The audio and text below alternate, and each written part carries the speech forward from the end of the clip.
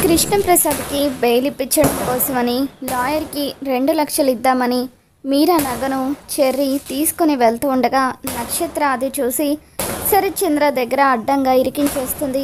దాంతో శరత్చంద్ర చెర్రీ చెంప పగలగొట్టి, రోజు రోజుకి నువ్వు ఇలా తయారవుతున్నావేంట్రా, దొంగతనం చేయడం ఏంటి అని చెప్పి చెర్రీని తిట్టడంతో అప్పుడు కృష్ణప్రసాద్ కోసం 2 లక్షలు తీసుకువెళ్ళలేక చెర్రీ మీరా ఇద్దరు కూడా బాధపడుతూ ఉంటారు. మరోవైపు భూమి కూడా 2 లక్షలు లాయర్ కావాలని అడగడంతో ఇప్పుడు ఆ 2 లక్షలు ఎవరిని అడగాలి అని చెప్పి ఎంతగానో కంగారు పడిపోతూ ఉంటుంది.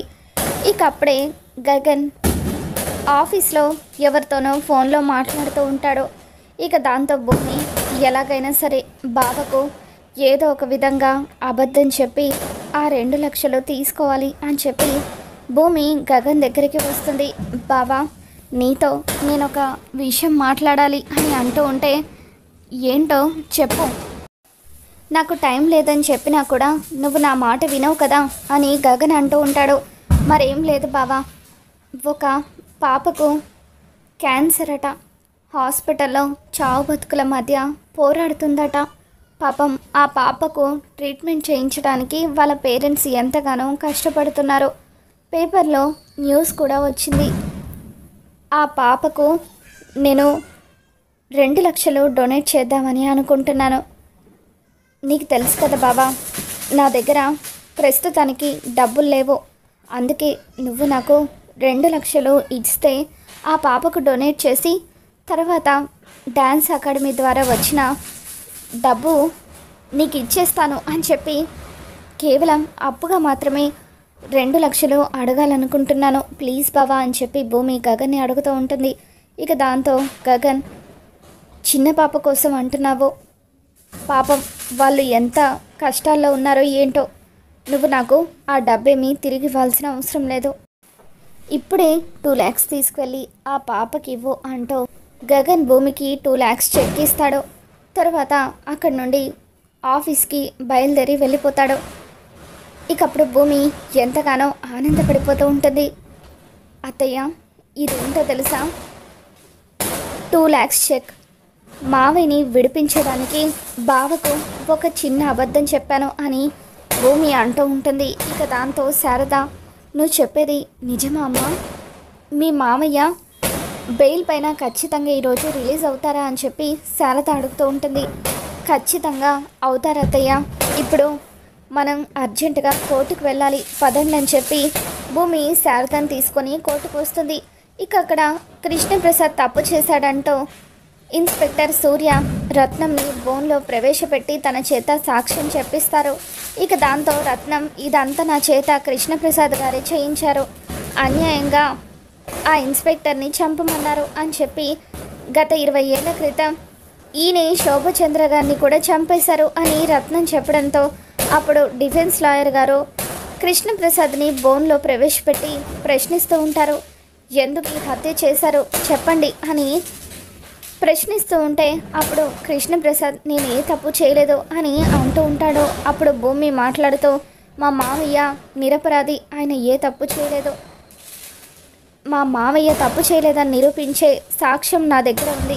జడ్జి గారు, మీకు దండం పెడతాను, దయచేసి నాకు ఒక 3 రోజులు గడువు ఇవ్వండి అని భూమి అడుగుతూ ఉంటుంది. ఇక దాంతో భూమి బతిమలాడటంతో జడ్జి గారు భూమికి టైం ఇచ్చి కృష్ణప్రసాద్ని బెయిల్ మీద రిలీజ్ చేస్తారు. దాంతో భూమి, కృష్ణప్రసాద్, మీరా వీళ్ళందరూ కూడా ఎంతగానో ఆనందపడిపోతూ ఉంటారు.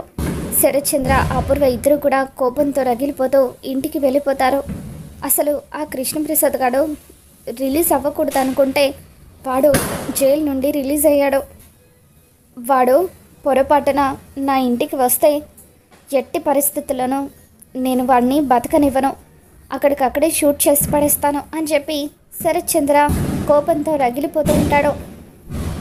భూమి కృష్ణప్రసాద్ని ఇంటికి రమ్మని అడుగుతూ ఉంటుంది. ఇక దాంతో కృష్ణప్రసాద్, నాకు ఒక చిన్న పని ఉందమ్మా, మీరు వెళ్ళండి, అది చూసుకొని వస్తాను అని చెప్పి అంటూ ఉంటాడు. శారదకు అసలే ఒంట్లో బాగోలేదు కదా, నిన్నటి నుండి నా గురించి ఆలోచిస్తూ సరిగ్గా తిన్నదో లేదో, ఇంటికి తీసుకువెళ్ళమ్మా అని చెప్పి కృష్ణప్రసాద్ అనడంతో భూమి శారదను తీసుకొని ఇంటికి వచ్చేస్తుంది. ఇకప్పుడు శారద ఇంకా డల్గా ఉండడం చూసి భూమి, అత్తయ్య మామయ్య బెయిల్ పైన రిలీజ్ అయ్యారు, కావాలంటే మీరు చూస్తూ ఉండండి, మామయ్య ఏ తప్పు చేయలేదని నిర్దోషిగా కోర్టు కేసు కూడా కొట్టేస్తుంది అని చెప్పి భూమి, అత్తయ్య డ్యాన్స్ చేయండి అత్తయ్య, ఇంకా ఇలాగే డల్గా ఉంటే ఎలా అని చెప్పి భూమి శారద చేత డ్యాన్స్ చేస్తూ ఉంటుంది. శివ కూడా ఎంతో ఆనందంగా డ్యాన్స్ చేస్తూ ఉంటాడు. మరోవైపు గగన్ ఆఫీస్కి వెళ్ళిన తర్వాత మీటింగ్ అటెండ్ అవుతాడు. మీటింగ్ అయిపోయిన తర్వాత భూమి చెప్పిన విషయాలు గుర్తు చేసుకుంటాడు. ఉదయం భూమి ఒక చిన్న పాపకు క్యాన్సర్ అని అబద్ధం చెప్పి 2 లక్షలు తీసుకున్న విషయం గగన్ గుర్తు చేసుకుంటాడు. మేనేజర్, ఒకసారి ఈరోజు న్యూస్ పేపర్ ఇవ్వవా, ఒక చిన్న పాప క్యాన్సర్తో బాధపడుతుందని న్యూస్ పేపర్లో వేశారట కదా అని చెప్పి గగన్ అంటూ ఉంటాడు. లేదు సార్, అసలు అటువంటి న్యూసే ఈరోజు పేపర్లో రాలేదు అని చెప్పి మేనేజర్ అంటూ ఉంటే గగన్ పేపర్ తీసుకొని మొత్తం కూడా చదువుతూ ఉంటాడు. ఎక్కడ కూడా ఆ న్యూస్ రాకపోవడంతో, అంటే ఆ భూమి నాకు అబద్ధం చెప్పి 2 లక్షలు తీసుకుందనమాట. ఆ కృష్ణప్రసాద్ని విడిపించడానికి నా దగ్గర 2 లక్షలు తీసుకుని ఉంటుంది అని చెప్పి గగన్ కోపంతో రగిలిపోతూ ఇంటికి వస్తూ ఉంటాడు. మరోవైపు కృష్ణప్రసాద్ అపూర్వకి ఫోన్ చేసి ఒక చోటుకి రమ్మని చెప్తాడు.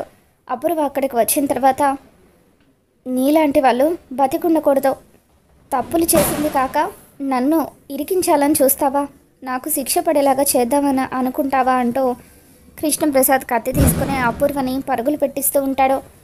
శరత్ చంద్ర అపూర్వ ఎక్కడికో వెళ్ళడం చూసి దొంగచాటుగా ఫాలో అవుతూ అక్కడికి వస్తూ ఉంటాడు. అలా అపూర్వ భయంతో పరిగెడుతూ ఉంటే శరత్ చంద్ర అపూర్వని కాపాడడం కోసమని చెప్పి కృష్ణప్రసాద్ వెంట పరుగులు తీస్తూ, మర్యాదగా నా భార్యను వదిలే కృష్ణప్రసాద్, లేకపోతే నేను ఇక్కడే షూట్ చేస్తాను అని చెప్పి శరత్ చంద్ర అంటూ ఉంటాడు. ఇక దాంతో కృష్ణప్రసాద్, ఈరోజు ఎట్టి పరిస్థితుల్లోనూ ఈ అపూర్వని వదలను, ఈ నరరూప రాక్షసిని చంపేస్తాను. ఇన్ని రోజులు మంచిదానిలాగా నటిస్తూ మీ మంచితనాన్ని అడ్డం పెట్టుకొని ఎంతోమందిని బలి తీసుకుంది. అటువంటి ఈ రాక్షసి బతికుంటే అందరికీ ప్రమాదం, ఇక్కడే తనని చంపేస్తాను అని చెప్పి కృష్ణప్రసాద్, ఒక్క అడుగు మీరు ముందుకు వేసిన ఈ అపూర్వ గొంతు తెగుతుంది అని చెప్పి శరత్చంద్రకు చెమటలు పట్టిస్తూ ఉంటాడు. ఇక దాంతో శరత్చంద్ర, చూడు కృష్ణప్రసాద్, నువ్విప్పుడు అపూర్వని చంపేస్తే ఆ తర్వాత నేను గగన్ని, శారదను ఎవరిని కూడా వదిలిపెట్టను, నీ కూతురు పూర్ణిని కూడా చంపేస్తాను. నువ్వు అపూర్వ ఒక్కదాన్ని చంపితే నేను 3 చంపేస్తాను. తర్వాత నా భార్యను చంపినందుకు జీవితాంతం నువ్వు జైలు శిక్ష కూడా అనుభవించాల్సి ఉంటుంది, నువ్వే ఆలోచించుకో అని చెప్పి శరత్చంద్ర కృష్ణప్రసాద్కి వార్నింగ్ ఇస్తూ ఉంటాడు. ఇక దాంతో శరత్చంద్ర ఎక్కడ శారదను గగన్ని చంపేస్తాడో అన్న భయంతో అపూర్వని వదిలేస్తాడు. చూడు అపూర్వ, ఇప్పుడు నువ్వు తప్పించుకొని ఉండొచ్చు, కానీ ఆ దేవుడి నుండి మాత్రం నువ్వు అస్సలు తప్పించుకోలేవు. నీ బండారం బయటపడే రోజు అతి దగ్గరలోనే ఉంది అని చెప్పి కృష్ణప్రసాద్ అపూర్వకి వార్నింగ్ ఇచ్చి అక్కడి నుండి వెళ్ళిపోతాడు. ఇక ఆ తర్వాత అపూర్వ బావా అంటూ శరత్చంద్రని హక్ చేసుకుంటుంది. నేను వచ్చేసాను కదా, నీకేం కాదు, పద ఇంటికి వెళ్దామంటూ శరత్చంద్ర అపూర్వని తీసుకొని ఇంటికి వచ్చేస్తాడు. మరోవైపు కృష్ణప్రసాద్ రిలీజ్ అయ్యాడని చెప్పి శారద, శివ, భూమి ఆనందంగా డ్యాన్స్ చేస్తూ ఉంటే అప్పుడే గగన్ ఇంట్లోకి వస్తూ ఉంటాడు. గగన్ని చూడగానే శివ, శారద ఇద్దరు కూడా మెల్లిగా అక్కడి నుండి ఎస్కేప్ అవుతారు. ఇక అప్పుడు భూమి డ్యాన్స్ చేస్తూ ఉండగా గగన్ భూమి దగ్గరకు వచ్చి, ఉదయం క్యాన్సర్ పేషెంట్ కానీ అబద్ధం చెప్పి నా దగ్గర 2 లక్షలు తీసుకున్నావు కదా, ఆ 2 లక్షలు ఏం చేసావని చెప్పి గగన్ అడుగుతూ ఉంటాడు. దాంతో భూమి, ఆ పేషెంట్కి ఇచ్చేసాను బావా అని చెప్పి అంటూ ఉంటే, అబద్ధం చెప్పావంటే చంపేస్తాను అని గగన్ బెదిరిస్తూ ఉంటాడు. లాయర్కి 2 లక్షలు ఇచ్చిన విషయం భూమి గుర్తు చేసుకుంటుంది. ఇప్పుడు బావకి ఏం చెప్పాలి అని భూమి కంగారు పడిపోతూ ఉండగా అప్పుడు గగన్, ఆ కృష్ణప్రసాద్ని విడిపించడానికి నువ్వు ఆ 2 లక్షలు తీసుకున్నావు కదా, నువ్వు నాటకాలు ఆడింది సరిపోక ఈ మధ్య మా అమ్మని కూడా నీలాగే తయారు చేస్తున్నావు. ఎప్పుడు నాతో ఒక్క అబద్ధం చెప్పని మా అమ్మ కూడా ఈరోజు గుడికి వెళ్తున్నానని అబద్ధం చెప్పి కోర్టుకు వెళ్ళింది. చిన్న పాప క్యాన్సర్తో బాధపడుతుందని మా అమ్మ కూడా నాకు అబద్ధం చెప్పి నీకు 2 లక్షల చెక్ ఇచ్చేలాగా చేసింది. అసలు నిన్ను ఇంట్లో ఉండనివ్వడమే దండగా. ఆ కృష్ణప్రసాద్ని విడిపిస్తావా అంటూ గగన్ ఒక్క క్షణం కూడా నువ్వు నా ఇంట్లో ఉండడానికి వీల్లేదు అంటూ భూమిని మెడ పట్టుకొని బయట గెంటేస్తూ ఉంటే అప్పుడు శారద అడ్డుపడుతూ, ఒరే గగన్ ఆగురా, భూమి ఇంట్లో ఉండకూడదు అనుకుంటే నేను కూడా ఇంట్లో ఉండను, నా కోడలతో పాటే నేను కూడా ఇల్లు వదిలి వెళ్ళిపోతాను అని శారద అంటూ ఉంటుంది. అమ్మా ఏంటమ్మా నువ్వు కూడా అని చెప్పి గగన్ అంటూ ఉంటాడో, ఆయన ఏ తప్పు చేయలేదురా, ఏ తప్పు చేయని నిర్దోషిని విడిపించడం మేము చేసిన తప్పు కాదు. శోభచంద్ర గారిని అత్యంత దారుణంగా చంపింది ఆయన కాదు, అపూర్వ అని గగన్తో శారద అంటూ ఉంటే, అమ్మా నువ్వేదో ఆ అపూర్వ హత్య చేయడం చూసినట్టుగా అంతలా ఆయన్ని వెనకేసుకొస్తున్నావేంటి?